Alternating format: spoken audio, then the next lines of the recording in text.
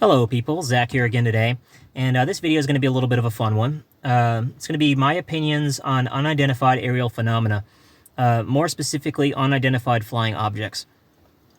So, if we were to assume that some of these objects that people are seeing are actually real, I think it's fairly obvious to me that they're based off of field propulsion technology, which itself is ether mechanics. So if the entire scientific community has reached a consensus based off of the results of the Michelson-Morley experiment that the ether doesn't exist, and this experiment itself is actually based off of a false assumption of what the ether even is, which I talked about in my previous video, then they've basically eliminated even the most basic things that they need to even begin to understand how such devices would work. I mean, the subject of ether mechanics is so taboo within the scientific community that just, like, entertaining the idea of the existence of an ether will get you excommunicated as a crank. So just think about that for a second, that this technology that's so advanced is actually dependent on a system of mechanics that would get you excommunicated from the scientific community for talking about. So that's one very interesting thing right there. But like I said, if they don't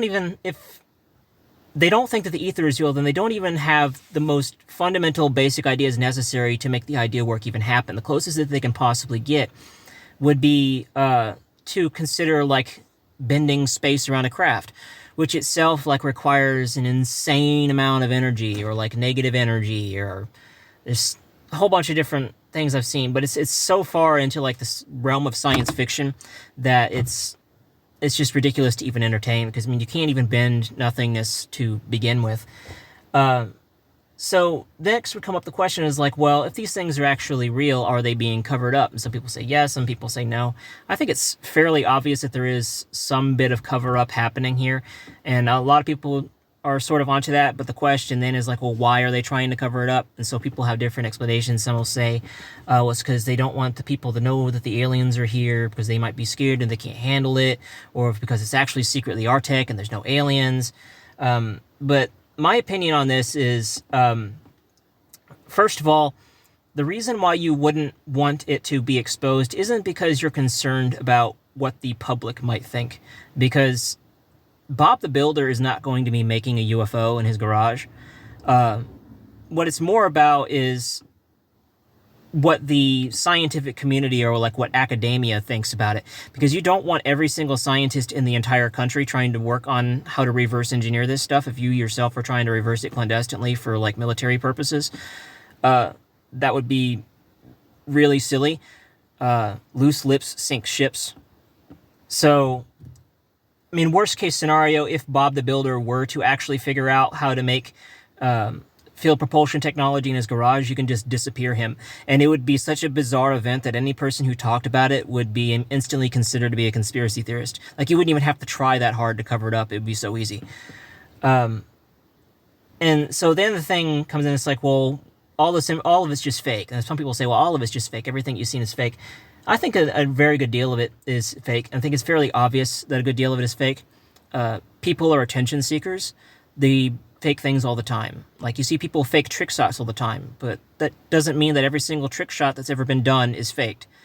In fact, the government might actually want to have people fake this. They might actually pay certain people to fake it themselves, because when you create a whole bunch of fake instances of something, what it does is it sows so much skepticism into the thing that when people actually do see the real thing, they don't even look too much into it.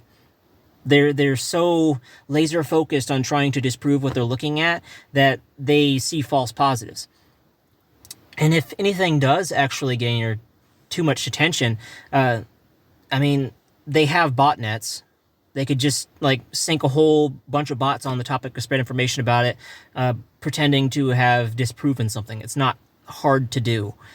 So it's very, very easy to sway the public perception of any individual instance, that real or not, and to kind of control their perception of it. And so then this leads to the next thing is it our technology? Maybe. My personal opinion is no.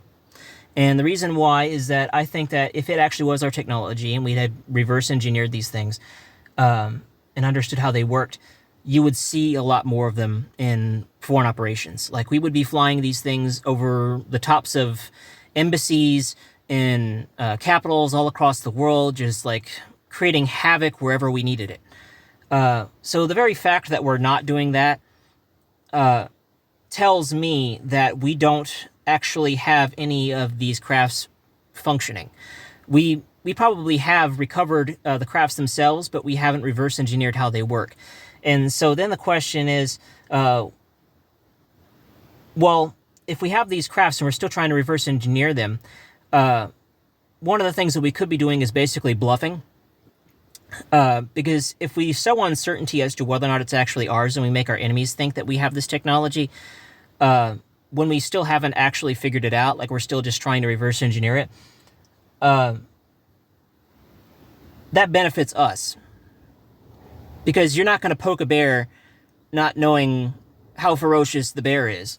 It's one thing to know that your enemies have nuclear weapons, but it's a completely different thing for your enemies to have weapons that can potentially, like, move faster than the speed of light, or like you could just warp a freaking nuclear bomb a million light years away in an instant. Like, there's no understanding of like where it even begins or ends there. So like I said, I think a lot of it's bluffing. And when you understand it as bluffing, it makes a lot more sense as well as to why the mainstream media, which is controlled by the government, would suddenly be so open to the idea of blabbing about this nonstop here recently.